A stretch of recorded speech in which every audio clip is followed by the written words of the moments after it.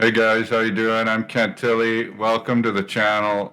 Today I want to talk about spousal RSP hack. I'm going to give a simple example of how it works. I mean, it's not going to work perfectly like this in every case, but just to give you sort of an idea of, how this could be incorporated into a financial plan for this type of couple. So you need to find yourself in a situation where there's one way higher earning spouse, and in the best case scenario for this hack is a spouse that actually makes no money or plans to retire early and make no money for, say, a decade before the higher earning spouse decides to retire, and then income splitting options come into play.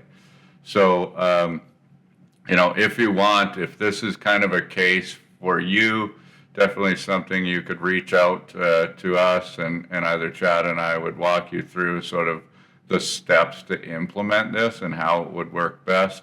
Doesn't mean that you have to invest with us. Great option for a $500 plan.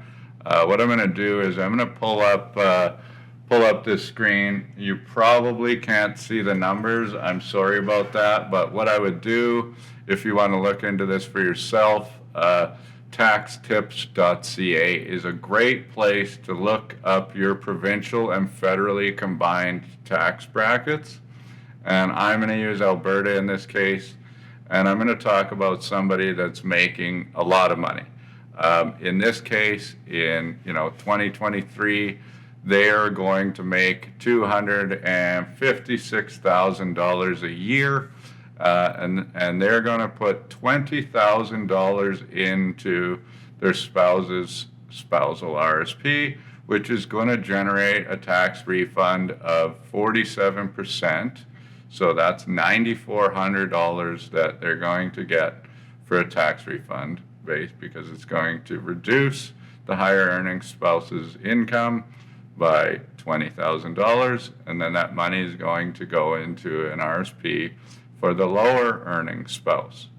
Now let's say that they were 40 years old. The lower earning spouse wasn't working at all, doesn't plan to work again until 65, and the higher earning spouse is going to keep earning a lot of money and doing this. So what you can do here is you can say, okay, I'm going to do this for, now we have 25 years.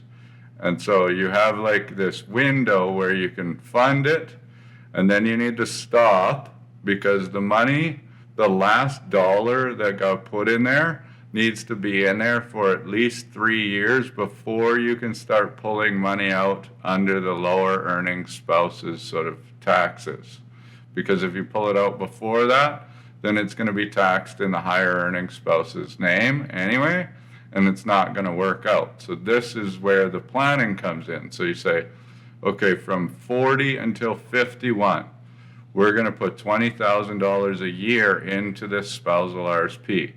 And from 51 until 54, we're not going to do anything. The higher earning spouse is now maybe going to contribute to their own RSP. And then those years after, so 54 to 65, before income splitting, sort of comes into play, we can pull this money out of the spousal RSP basically without paying any tax. And you're saying, well, yeah, I can't, but on the first $53,000 worth of income, the lower earning spouse is going to be taxed 25%. But that is not true, because there are basic personal amounts that come into play, which are basically tax credits that allow you to pull out way more than that without actually paying any tax on that income. So in Alberta in 2023, the basic personal amount is $21,003, which means if you pull out $21,000 a year, you will not pay any of that Alberta income tax. The federal amount is lower, so right now it's at 15,000 flat. So this person, if they're pulling out $20,000, they're going to be taxed 15% on $5,000, it's $750. Yes. So basically, to get that money, you're saving, $9,400 a year in taxes putting it in and getting it out for $750. But in that meantime, it's growing tax deferred.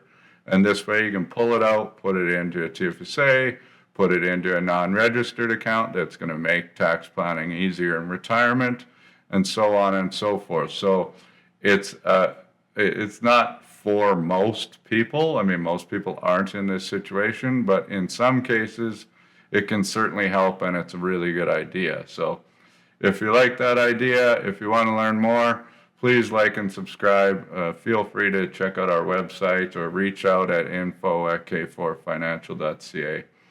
Cheers and have a great day.